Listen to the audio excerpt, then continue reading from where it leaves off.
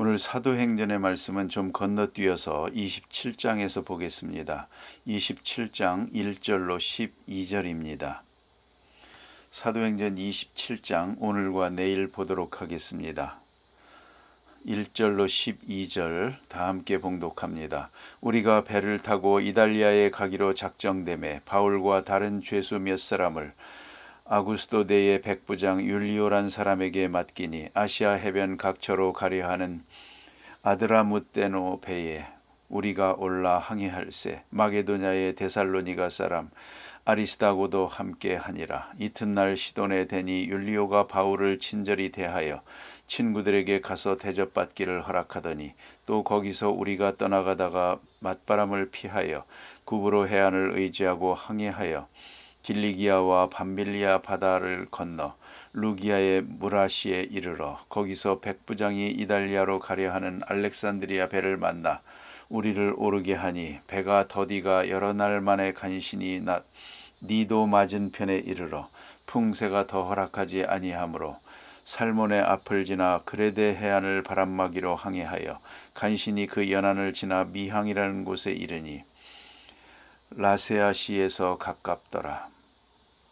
여러 날이 걸려 금식하는 절기가 이미 지났으므로 항해하기가 위태한지라. 바울이 그들을 권하여 말하되 여러분이여 내가 보니 이번 항해가 하물과 배만 아니라 우리 생명에도 타격과 많은 손해를 끼치리라 하되 백부장이 선장과 선주의 말을 바울의 말보다 더 믿더라.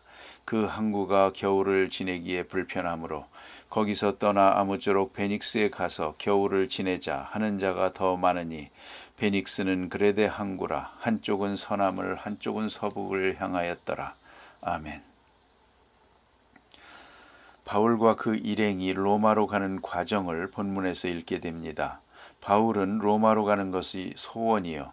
또 하나님께서 바울을 로마까지 보내고자 하는 뜻도 이미 정해져 있습니다. 그래서 많은 어려움이 있건만 하나님께서 바울을 위로하십니다. 내가 예루살렘에서 복음을 전한 것처럼 로마에서도 복음을 전할 것이다. 내가 바라는 마지막 소원, 로마에서 복음 전하는 것, 그 소원을 이루어질 것이다. 그 파이널 데스티네이션, 마지막 결정은 이루어질 것이다. 이런 말씀입니다. 최종 목적은 이루어질 것이다. 반드시 이루어질 것이다. 약속을 하십니다. 그러나 이 약속은 2년 후에 이루어집니다. 정확하게 말하면 2년 반이니까 근 2년 후에야 이루어집니다. 그렇게도 로마에 가고 싶었는데 이제 그 소원을 이루어지긴 합니다만 3년 후에 이루어지는 것이 되고요. 또 자유의 몸으로 들어가서 복음을 전하고 싶지만 그렇지 않고 죄수의 몸으로 들어가서 로마 감옥에 갇히게 됩니다. 그리고 감옥에서 만나는 친위대 사람들에게 복음을 전하는 결과를 얻게 됩니다. 이러한 일들이 우리에게 시사해주고 말해주는 아주 중요한 의미를 가집니다. 결국 소원은 이루어집니다만 그 시간과 방법은 내가 생각한 대로 되는 것이 아닙니다. 아닐 때가 많습니다. 그 점을 생각해야 합니다. 우리의 기도는 반드시 응답됩니다. 그러나 내가 생각한 대로 내가 생각한 시간에 그렇게 되어지는 것은 아니더라는 말입니다. 그러나 반드시 이루어지되 내가 생각한 것보다 크게 몇 배 크게 더 위대하게 응답되고 성취되는 것을 알아야 합니다. 그것이 하나님이 생각하는 크신 뜻입니다. 또 기도의 응답입니다. 자, 이제 개인적인 말씀을 드립니다만 제 어머니의 평생 소원이 아들이 목사 되는 겁니다. 그렇게 같이 앉혀놓고 기도할 때도 내가 알아듣든 못 알아듣든 목사 되게 해달라고 기도했습니다. 그렇게 열심히 기도하고 그리고 또 제 고향 교회 별로 그렇게 크지 못합니다. 그저 많이 가서 앉으면 한 200명 앉을 수 있는 그런 교회인데 그 제가 자란 교회 늘 목사님이 잘 안 계셨습니다. 목사님이 귀해서. 목사님이 가시면 또 전도사님이 오시고 전도사님이 오셨을 때 보면 본인 말이 신학교 간판도 못 봤답니다. 신학교도 못 나온 그런 분이 와서 목회하시고 그랬습니다. 그래서 늘 좀 부족해서 목사님이 계셨으면 좋겠다 생각을 했는데 우리 어머니 소원이 그 교회에 와 가지고 목사가 돼서 설교하는 겁니다. 고향 교회에.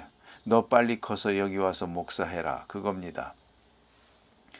목사된다는 소원은 이루어집니다. 그러나 어머니 앞에서 목사되진 못했습니다. 또 시골교회 거기서 어머니 생각은 거기서 한평생 목사가 되길 원했죠. 그러나 그렇지는 못했습니다. 우리가 생각해야 합니다. 소원은 반드시 이루어지되 내가 생각하는 방법, 내가 생각하는 시간에 이루어지는 건 아닙니다. 그러나 더 크게, 더 온전하게 이루어집니다. 그래서 저는 웃지모라 간조의 고백을 늘 마음에 간직하곤 합니다. 그가 임종 직전에 한 말 가운데 이런 말이 있습니다. 하나님 아버지, 내 소원대로 되지 아니하고 내 기도를 응답해 주시지 아니함을 감사하나이다. 왜냐? 내가 소원했던 대로 되었더라면 아무것도 아닐 뻔했습니다. 소원한 대로 안 됐기 때문에 더 크게 위대한 역사를 이룰 수 있었다는 겁니다. 그래서 내 소원대로 안 된 것을 감사합니다. 우리는 그런 높은 신앙인의 간증을 귀담아 들을 필요가 있습니다. 오늘 바울이 로마로 갑니다. 거기는 가긴 가는데 2년 후에 가게 되고 또 하나는 죄수의 몸으로 가게 됩니다. 276명이나 되는 사람이 배를 타고 로마로 갑니다. 그 옛날의 범선입니다. 나무로 만들고 돛대를 단 배입니다. 이건 바람을 타고 갑니다.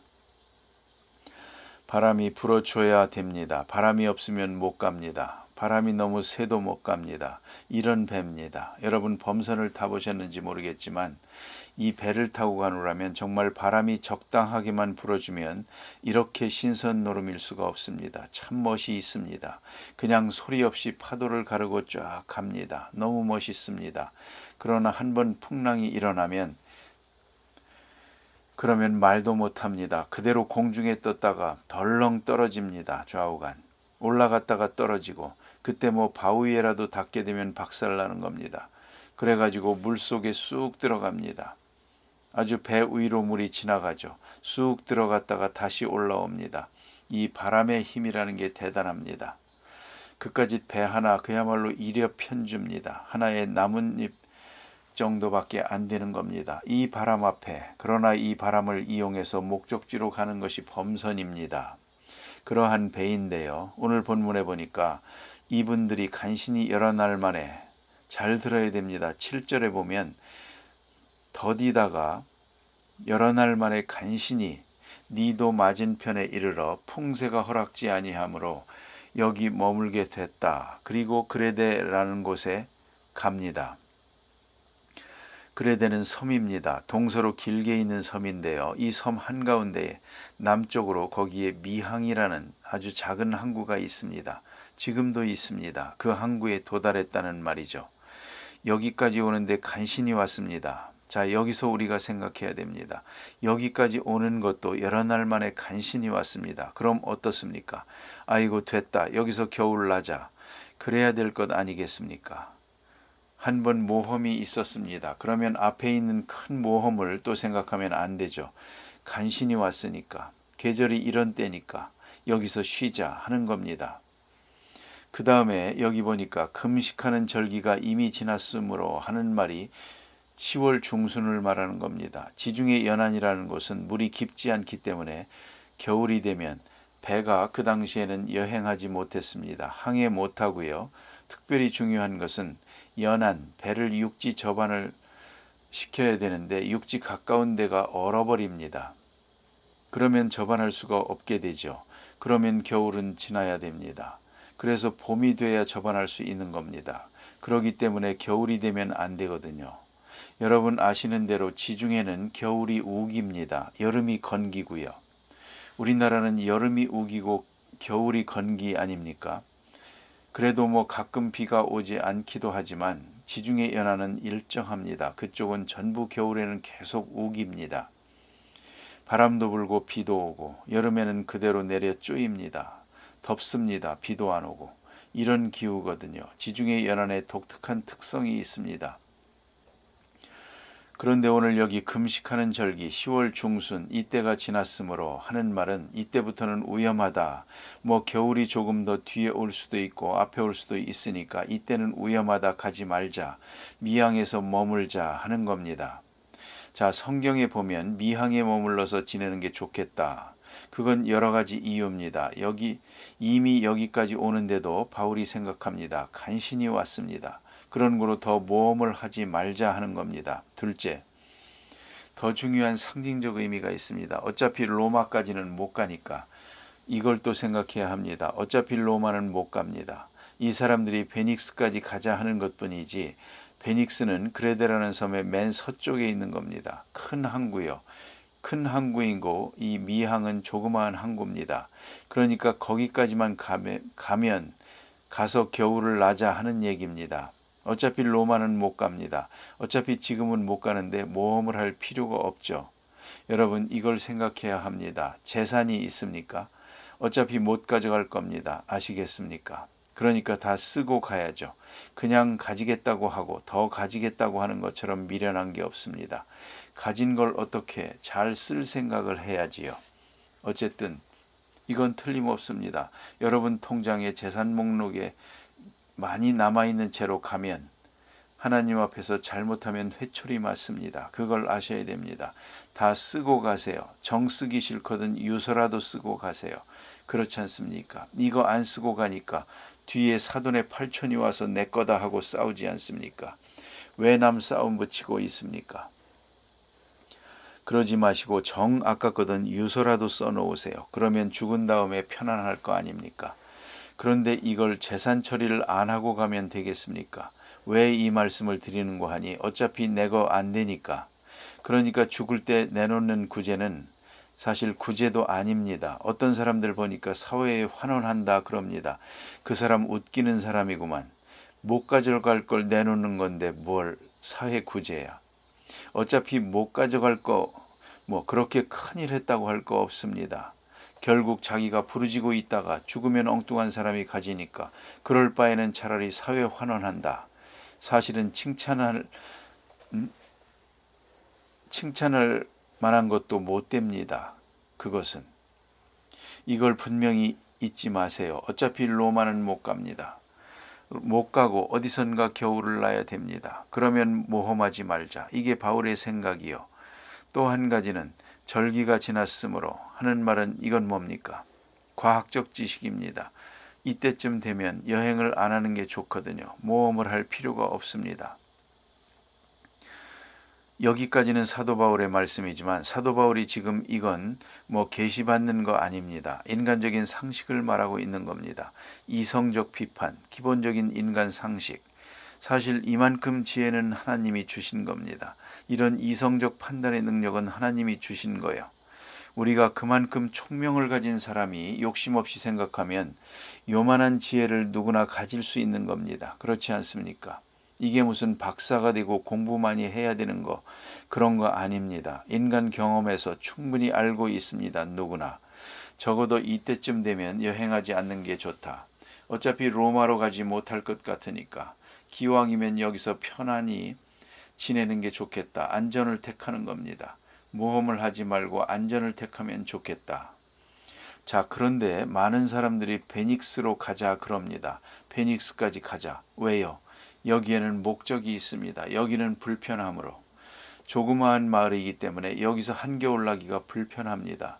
저쪽에 가면 큰 도시이고 향락적이고 술집도 많고 오락시설도 많고 그러니까 거기 가서 향락하면서 한겨울을 날 수가 있거든요. 여기서는 조용하게 지낼 수 있고 거기서는 조용하게 불편하게 여기서는 안전하고 저쪽에 가려면 모험을 해야 합니다. 모험을 하며 또 가서 향락을 하게 됩니다. 모험을 통해서 향락을 찾을 것이냐 불편하지만 안전을 택해야 될 것이냐 그런 기로에 섰습니다. 지금 우리 인생에 하나의 상징적 의미가 있습니다. 사람마다 그렇지 않습니까? 소득이 적고 조금 불편해도 안전한 게 좋은 거죠. 현대의 경제, 요새 와서 일본에 그런 학설이 있다고 합니다. 3S라는 말을 합니다. 슬림, 몸통 줄이기, 줄여야 되고요. 그 다음에 safety, 안전을 찾아야 됩니다. 그 다음에 speciality, 특성 있는 일을 해야 됩니다. 이 세 가지, 이게 기업 경영의 지침이라고 합니다. 그런데 어쨌든 어려운 때는 안전 위주로 가야 됩니다. 요새도 그런 일이 많이 있지 않습니까?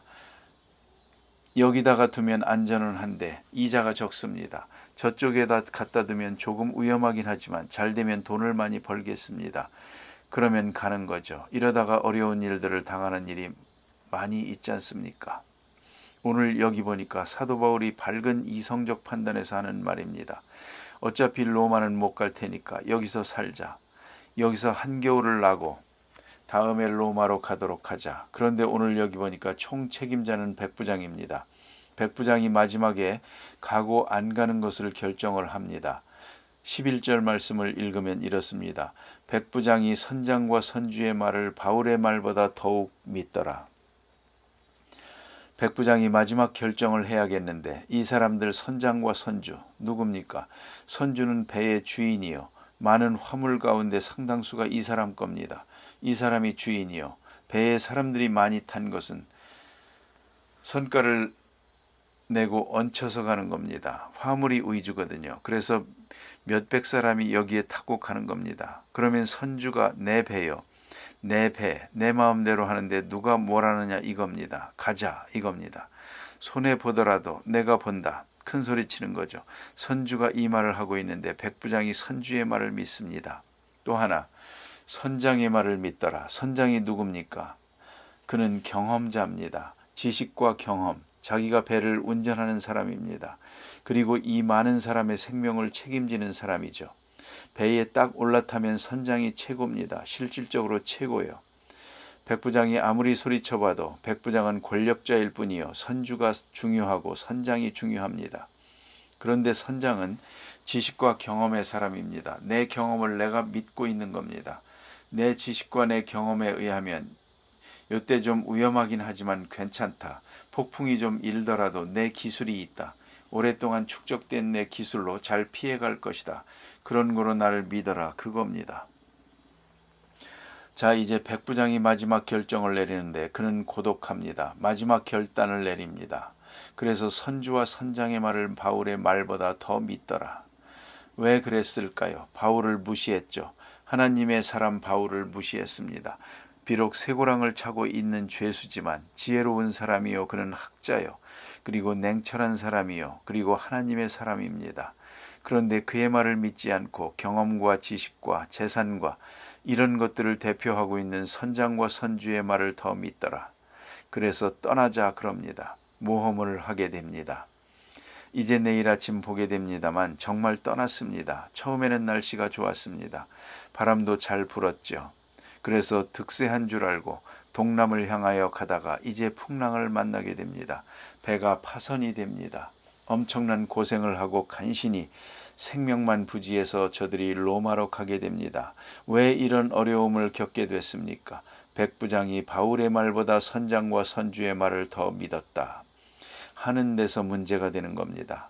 그러나 이 모든 사건을 통해서 하나님의 뜻은 이루어졌습니다. 이 많은 사건을 통하여 하나님의 사람 바울의 위상이 점점 높아집니다. 처음에는 백부장이 이 배 전체의 주인입니다. 최고의 책임자입니다만 이 배가 파손되고 저만큼 가까이 갔을 때는 바울이 최고입니다. 백부장까지도 바울 앞에 무릎을 꿇었습니다. 모두가 바울을 높이 존경하게 됩니다. 여기서 이 사건이 로마로 이어지면서 선교적 역사가 이루어지고 선교의 문이 열리고 복음의 위대한 능력이 나타나게 된 것입니다. 기도하십시다.